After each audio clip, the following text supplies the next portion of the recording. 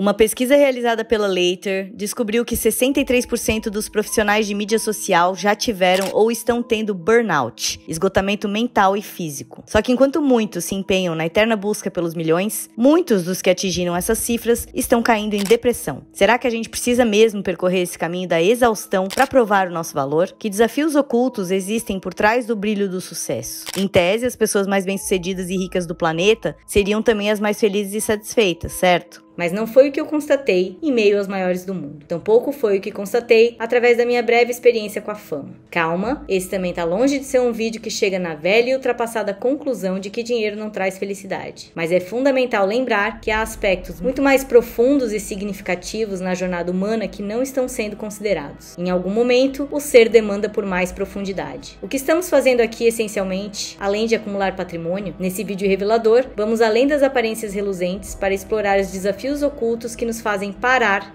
e perguntar: qual o verdadeiro propósito humano nesse planeta? Fama, dinheiro e sucesso parecem ser a programação que roda no inconsciente de cada um de nós, mas não nos aproxima da verdade. Esse propósito parece estar corrompido. Ao longo da minha história de vida, fui conduzida à observação dos desafios do sucesso alheio e depois trilhei a minha própria experiência e jornada a uma reflexão mais significativa sobre o que motiva essa busca. Muitas vezes, o universo do glitter esconde um gigantesco vazio existencial que nunca será preenchido por dinheiro ou a atenção dos outros. Prepare-se para a verdadeira história dos bastidores de muitas pessoas públicas e um insight que pode transformar a sua maneira de operar na vida.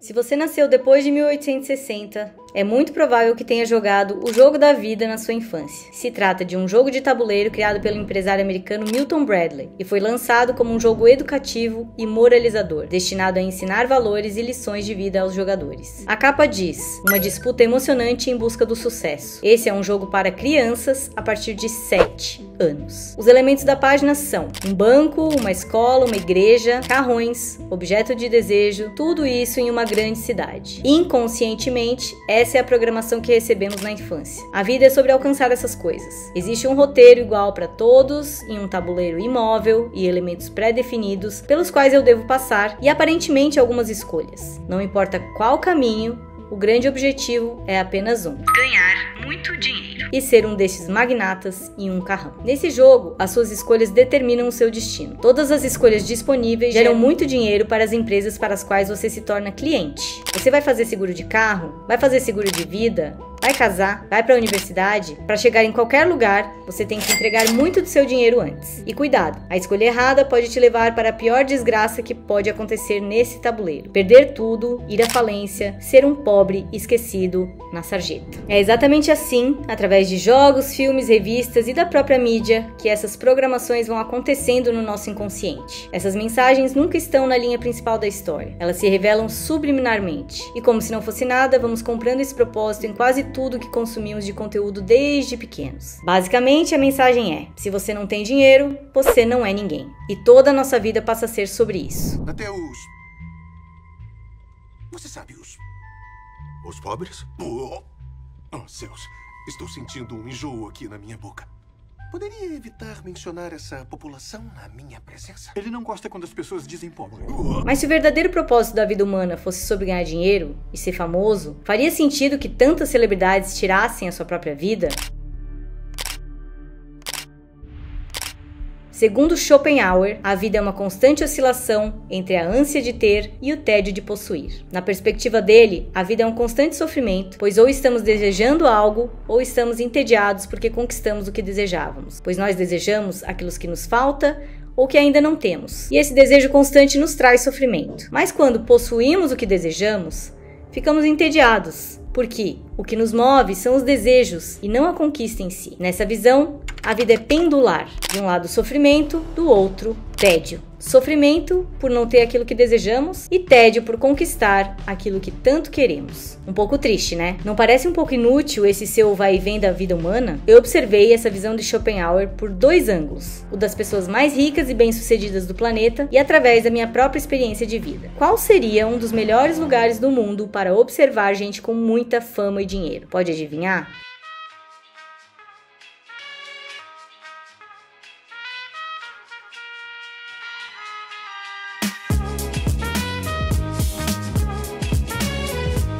Blim blim, pois é, Las Vegas.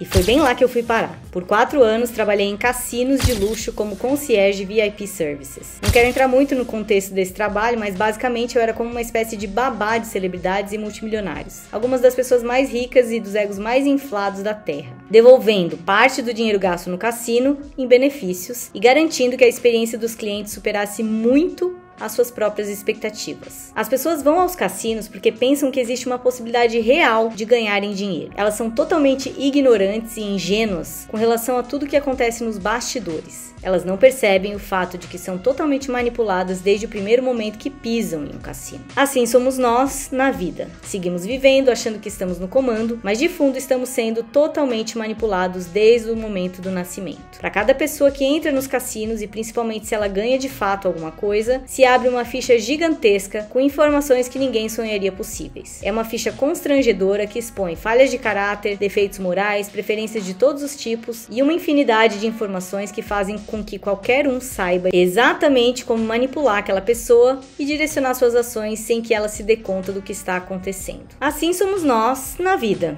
As redes sociais e as empresas de tecnologia detêm agora todos os nossos dados, sabem absolutamente tudo sobre nós, todas as nossas falhas de caráter e tendências de consumo, e com isso sabem exatamente como nos manipular. Com todo jeitinho e fazendo parecer uma coisa muito legal, vamos sendo manipulados para agir exatamente como desejam, achando que estamos no controle, no comando de nossas decisões. Mas essas decisões estão sendo feitas por nós desde sempre. Eles conhecem nossas brechas morais, nossos impulsos e desejos, e nosso dinheiro fica para a única instituição que de fato sempre esteve ganhando: o sistema. Essa chance de vencer que a gente imagina que tem é algo totalmente ilusório, e seu poder vem exatamente disso. O quanto o sistema permite de vitórias é definido por ele, assim como o cassino define a porcentagem de cashback que vai devolver à população para manter essa ilusão de que alguém ganha. Assim, alguns saem felizes e espalhafatosos, bragando aos 4 ventos que venceram em Las Vegas, perpetuando a ilusão e levando mais e mais pessoas a acreditarem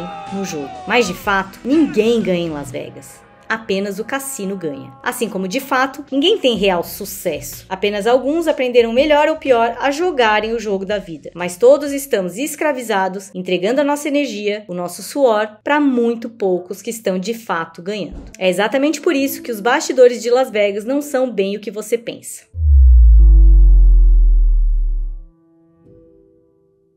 Comecemos pelas celebridades. Inicialmente, a fama pode parecer um sonho, uma meta a ser alcançada. Acreditamos que ela trará felicidade, reconhecimento e realização. No entanto, por trás das luzes brilhantes e dos sorrisos forçados, em lençóis de algodão egípcio de 5.000 fios, com um mordomo esperando, o que eu via era a fama trazendo consigo uma pressão esmagadora, invasão de privacidade brutal, e pasme, o isolamento. Um dia, eu vi a Beyoncé jantando com seu próprio segurança, enquanto milhares de pessoas gritavam seu nome lá fora. Um dia, eu vi a Britney Spears tendo uma síncope porque a limousine não era da cor que ela queria. Eu vi a Paris Hilton tendo uma crise de ansiedade porque a maquiadora não tinha vindo e ela não saía nem até o elevador sem maquiagem. Vi ganhadores de Oscars sendo escrotos com os porteiros. Vi vocalistas de bandas que foram famosas há 20 anos atrás darem chilique porque não foram reconhecidos. Aliás, você sabe com quem você está falando? Talvez seja a frase que eu mais ouvi por lá. E alguém que precisa dizer essa frase só pode ter uma autoestima bem baixa, né? Cansei de ver celebridades tão solitárias e infelizes nos seus quartos que dava vontade de convidar para ir na minha casa. Por ironia,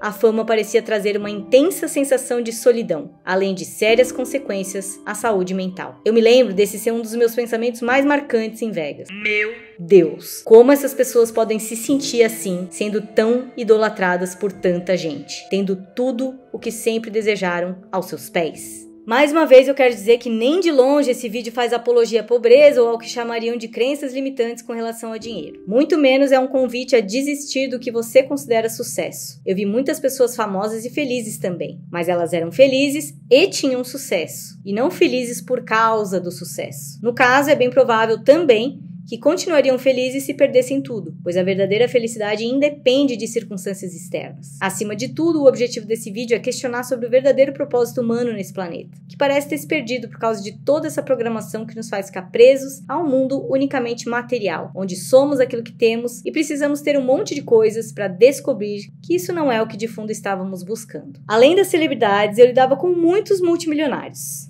Bem, Esses já tinham se dado conta de que ser conhecido e famoso não é necessariamente bom para os negócios. Atrai muitos olhares e isso nem sempre é vantajoso. Os clientes mais ricos que havia no cassino não tinham nem nome. Eles eram chamados por letras. Mr. Z, Mr. X, Mr. Y. Ninguém sabia exatamente quem eles eram, mas tudo o que era solicitado por eles acontecia como um passe de mágica. Os poucos que eu pessoalmente uni a letra à pessoa eram as pessoas mais improváveis de serem multimilionárias que você pode imaginar.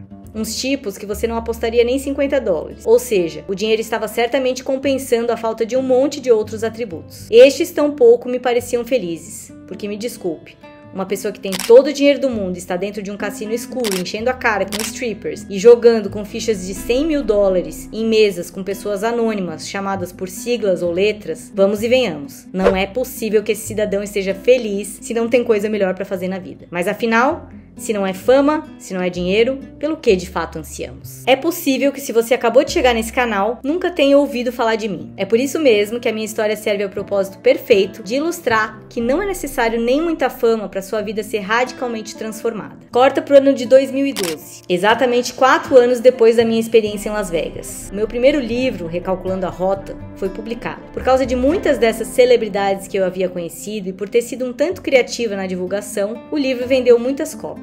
A ponto de eu ter que ir ao correio com malas diariamente e fazer lançamentos em livrarias lotadas, além de ter uma segunda edição publicada por uma das maiores editoras do Brasil, dando entrevistas nas mais diferentes rádios e programas de TV. De repente, eu estava respondendo centenas de e-mails todos os dias de pessoas que diziam ter suas vidas transformadas pelo meu livro, o que me levou a ser uma das primeiras mulheres no Brasil a fazer um lançamento digital no âmbito do autoconhecimento e desenvolvimento pessoal. Meus primeiros lançamentos do programa Recalculando a Rota, em 2015 e 2016, faturaram milhões, sozinha, sem equipe, a não ser alguns freelancers e organicamente. Eu surfei 2 anos dessa grande onda, em que palestrava toda semana em um canto diferente do Brasil, além de fazer os meus próprios eventos presenciais. Por mais que nessa época não tivesse nem perto do número de seguidores das grandes celebridades digitais de hoje em dia, eu era reconhecida na rua em diversos lugares, muitas vezes mesmo fora do país. Era tudo muito novo, a internet ainda tinha poucas caras. E eu diria que estive no lugar certo, na hora certa. Uma vez fui abordada em um restaurante em Ushuaia, o fim do mundo. Outra, na porta da minha própria casa. As pessoas de repente me abraçavam e choravam, simplesmente por estarem na minha presença. Um dia, um cara me esperou com um caminhão de coco na saída de uma palestra, porque eu tinha dito ao vivo que gostava de água de coco. Ele dirigiu lá da Bahia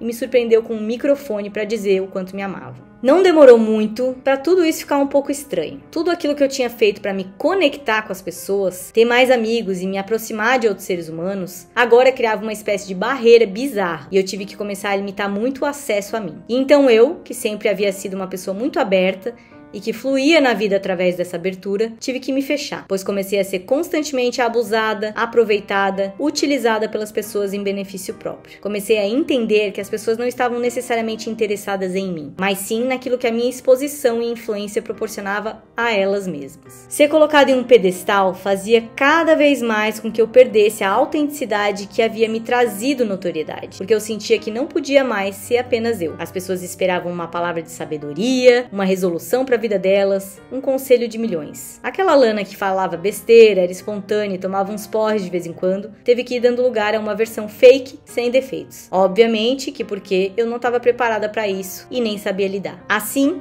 uma parte de mim foi ficando na sombra. Como cereja do bolo, em um pedido desesperado de socorro, sofri um cancelamento por causa de um post muito bem intencionado, em que pedi ajuda com as minhas 2 filhas para alguém que, em troca, tivesse interesse em tudo que eu podia ensinar. Nesse momento, até a 5ª geração da minha família foi xingada, todas as entrevistas que eu já tinha dado na vida foram comentadas com palavras horríveis e desejos de puro mal. Minha vida teve que ser decidida por advogados, tive que sair da internet por diversos meses e assinar um termo de ajuste de conduta no Ministério Público Federal, como se eu estivesse querendo escravizar alguém. E o que mais me chocou foi que, de repente, muitas daquelas pessoas que me amavam enlouquecidamente destilaram seu ódio em minha direção de uma maneira extremamente assustadora. De repente, eu descobri que grande parte das pessoas que me seguiam eram, na verdade, haters. O sucesso para mim culminou em um relacionamento tóxico, um processo de depressão depressão seguido de burnout e foi uma grande lição sobre limites, amor próprio, humildade e principalmente sobre o que estava por trás dessa busca. Se você tem um vazio que pensa que será preenchido por fama, sucesso, dinheiro ou a admiração dos outros, saiba, ao ter tudo isso, o vazio ficará ainda mais evidente e você se sentirá ainda pior quando entender que nada daquilo que você sonha é capaz de preenchê-lo. Uma das frases que eu mais repito é essa do Eckhart Tolle: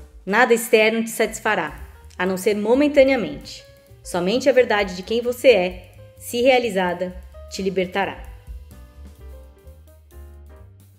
Mas, afinal, que vazio é esse? Se você constrói um castelo em cima de um terreno movediço que não é o seu ser, e sim a sua personalidade, seu ego, eventualmente ele irá tombar. Exactly. The ego is like the janitor, the building. All the ego does is like put things away. But if you want, if the ego runs the show, all you get is what you wanted. And when you get what you want, you're always disappointed. And if you don't get what you want, you're disappointed. So can we go beyond that and see what does the universe want? What's the highest vision? Then everything is a surprise. Every day is a surprise. That's a lot more fun. Ego igual construção mental que cria uma falsa identidade ou separação entre o eu e o resto do universo. Nesse contexto, buscar transcender o ego significa tentar superar essa ilusão de separação e alcançar uma compreensão mais profunda da verdadeira natureza da existência. Essa definição de ego traz um elemento que eu acredito está muito relacionado ao vazio que sentimos.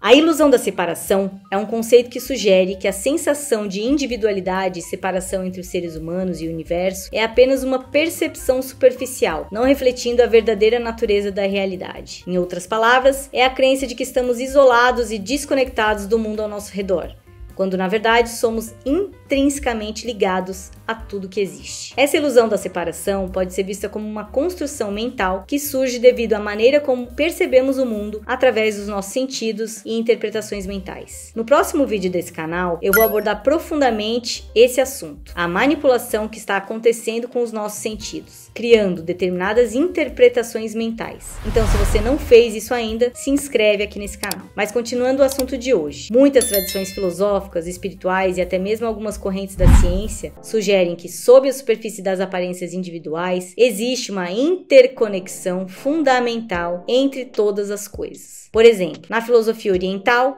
especialmente no budismo e no hinduísmo, é frequentemente ensinado que a noção do eu separado é uma ilusão que causa sofrimento e que compreender a natureza interdependente de todas as coisas é essencial para alcançar a iluminação ou a libertação do sofrimento. Da mesma forma, algumas correntes da física quântica sugerem que a realidade é mais interconectada e inseparável do que a nossa percepção cotidiana nos faz acreditar. Por exemplo, o fenômeno do entrelaçamento quântico sugere que partículas subatômicas podem estar instantaneamente conectadas, independentemente da distância entre elas, desafiando a nossa compreensão tradicional de espaço e tempo. Being. So there is no problem, except that the worldview, the society, the culture, the conditioning has put a layer of ignorance on our being. So we have to at least partially remove the layer. The layer is now so thick that you really have to work hard, a little bit hard to remove it. And maybe because people haven't had experience about it yet, right? Because I did not believe what you said, just like out of the blue. I set an hypothesis. Let's say I'm gonna experience it in my life, and I'm not trusting Amit yet. I'm gonna have to experience it in my life, and maybe I'll trust him. And that, by the way, is the right approach. We constantly emphasize that don't take anybody's word for it. We do not want to make quantum activism into a dogma, because quantum physics is anything but a dogma. Quantum physics says everything is possibility, and we choose. We have the freedom, we have the creativity. Therefore, we don't need to ever follow any dogma. We can discover directly our own truth. And quantum physics emphasizes that. That is the teaching. The teaching is be creative. Think quantum, be creative. That's it. Reconhecer a ilusão da separação pode ter implicações profundas nas nossas vidas. influenciando a nossa compreensão de empatia, compaixão e interconexão com todos os seres e com o universo como um todo. Isso pode levar a uma maior harmonia interna e externa, bem como a uma maior preocupação com o bem-estar de todos os seres vivos e do meio ambiente.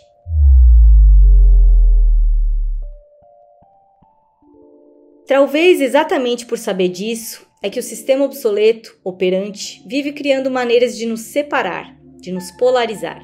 Divida e conquiste. Esse sempre foi o lema da tirania. Enquanto divididos, não lembramos de quem somos. Enquanto divididos, perdemos todo o nosso poder. Na obra A Arte da Guerra, escrita pelo estrategista militar chinês Sun Tzu, fala sobre a importância de desunir os inimigos para alcançar a vitória. Embora a frase exata, dividir para conquistar, não esteja encontrada em A Arte da Guerra, muitos dos conceitos se alinham com essa estratégia. Além disso, a frase foi popularizada na Europa durante o período romano e foi frequentemente associada a Júlio César, que é acreditado por usar táticas de divisão para subjugar seus oponentes durante as conquistas romanas. A polarização é um recurso da guerra, um recurso da sombra. Ela apenas nos faz esquecer o verdadeiro propósito. A fama e o sucesso, da maneira como ele é visto hoje em dia pela sociedade, é também um artifício de separação. Eles, os ídolos, nós, os réis mortais. A vida das celebridades serve para gerar ainda mais separação, distância e principalmente a sensação de que eu não sou capaz e nunca serei o suficiente. A sensação de desempoderamento da grande massa. A maioria das celebridades nem sabem que são utilizadas para esse fim, assim como eu não me dava conta de que eu era utilizada pelo cassino em Las Vegas para criar ilusão. O sistema manipula e se aproveita de todos nós para que estejamos constantemente divididos e brigando para chegar lá. Esse lugar que não existe. Mas até que você descubra isso por si próprio, terá que consumir muito, gastar muito dinheiro e deixar muitas indústrias ricas. Indústrias estas cujos acionistas são sempre os mesmos. É chegado o momento de alinhar a ressonância humana para a unidade e não mais a polarização. Aqui vai um antídoto para tanta divisão.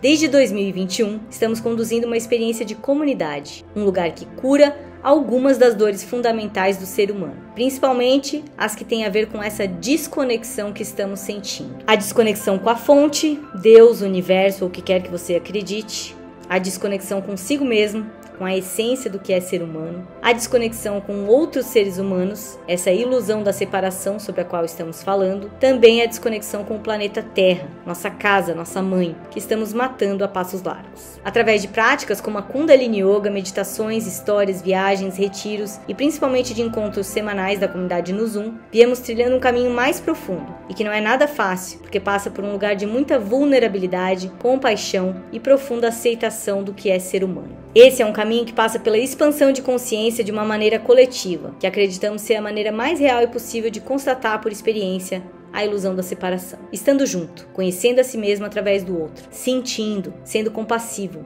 É um caminho sutil e muito menos objetivo do que muito de nós gostaríamos. Demanda espaço, tempo, silêncio, movimento, processo, trabalho, reajuste, recálculo de rota.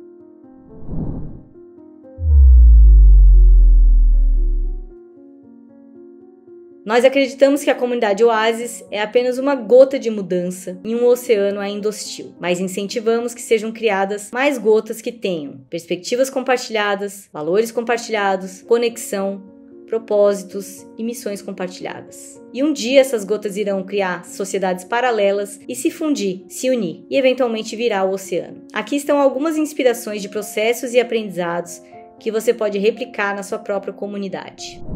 Redes de troca e bancos de tempo, através do aplicativo Happy Help. Essa iniciativa permitiu que as pessoas trocassem habilidades, bens e serviços sem o uso de dinheiro. Ao participar de uma rede de trocas ou banco de tempo, os membros da comunidade são incentivados a colaborar uns com os outros, fortalecendo os laços sociais e demonstrando a interdependência de habilidades e recursos. É uma iniciativa que gera abundância sem a necessidade do uso de dinheiro.